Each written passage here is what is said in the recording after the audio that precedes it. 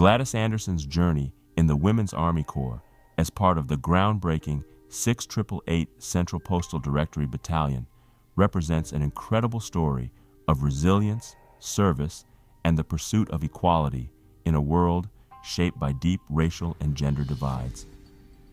During World War II, the Women's Army Corps was among the few military branches that permitted African American women to enlist, though this service came with segregation and significant challenges.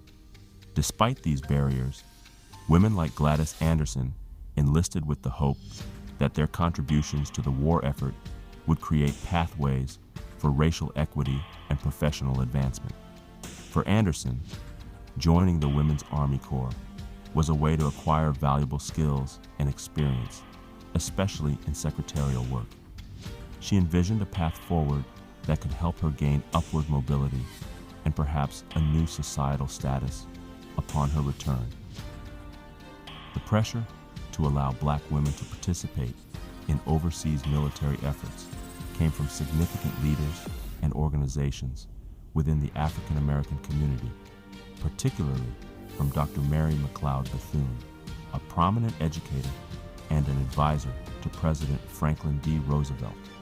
Dr. Bethune was a tireless advocate for Black women's rights and had an unwavering commitment to ensuring that African American women were given meaningful roles in the war.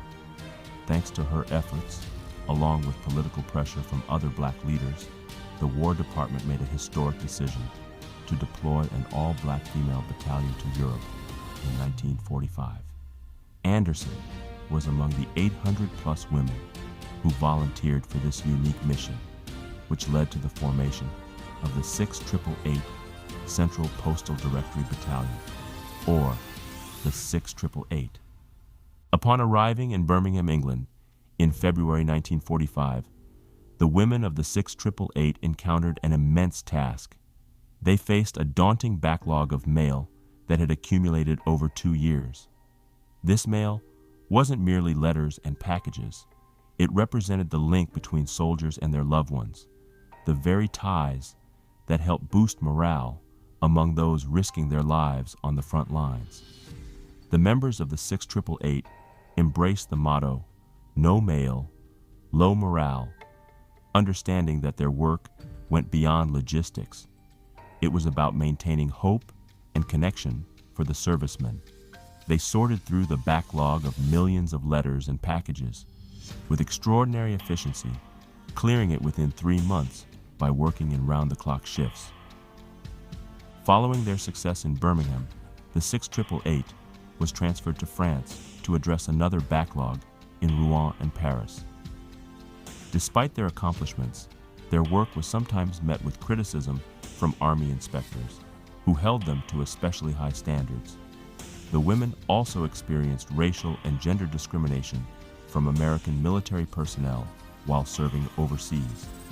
However, the local European communities showed a different attitude. Unlike the discriminatory practices institutionalized by Jim Crow laws back in the United States, the British and French populations generally treated the women with dignity, respect, and warmth. This acceptance provided the members of the 6888 with an opportunity to feel valued in ways that had often been denied to them in their home country. Anderson's service in the 6888 brought her numerous enriching experiences. She recounted her overseas journey as one filled with adventure and opportunity. In addition to the vital work they performed, the women were able to take brief respites to explore Europe. Anderson took the chance to visit Switzerland, where she even learned how to ski. In France, she toured the famous Palace of Versailles, experiencing firsthand the history and culture of a country far removed from her own. Anderson and her fellow soldiers also formed a basketball team, which led them to compete in an army tournament in Wiesbaden, Germany. Initially, they faced resistance due to racial discrimination, as they were denied entry onto a train. However, General John C.H. Lee, one of their supporters, arranged for a special car to be attached to the train, allowing them to travel and compete, ultimately winning the tournament. The victory earned them 10 days of rest and recuperation, a rare privilege that highlighted the respect they gained through their hard work and determination. While Anderson treasured her time in the WAC and considered it a valuable life experience, she noted that her service did not afford her professional advancement. She entered as a stenographer clerk and left with the same title. Still, she acknowledged that her time in the WAC equipped her with skills for dealing with people from diverse backgrounds and forged lasting bonds with her fellow soldiers. She and the other women of the 6888 understood that their service was a part of history, as they were paving the way for future generations of African American women in the military. After leaving the WOS as a private first class in 1946, Anderson continued to contribute to the well-being of veterans. She became involved with the Detroit chapter of the WOS Veterans Association, an organization that focused on assisting former WLC members and other women veterans, including those who were sick or disabled. This commitment to service extended beyond her military tenure, underscoring a lifelong dedication to supporting those who served. Today, the legacy of the 6888th Battalion, along with the invaluable contributions of Gladys Anderson, stands proudly preserved and honored at significant landmarks like the Military Women's Memorial, located at the gateway to Arlington National Cemetery. This memorial serves not only as a physical testament to the sacrifices made by service women, but also as a powerful symbol of their bravery, resilience, and extraordinary achievements throughout American history. For too long, the role of women in the military, especially African American women like Anderson and her fellow soldiers in the 6888, was overlooked and underappreciated. These women answered the call to serve in a time of great need, facing not only the challenges of their duties, but also the obstacles of racial and gender discrimination.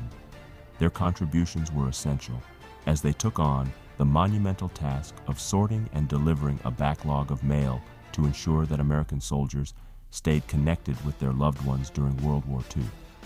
The courage to serve, the strength to persevere in the face of adversity, and the dedication to fulfill their mission, regardless of the circumstances, are as significant as any battlefield victory.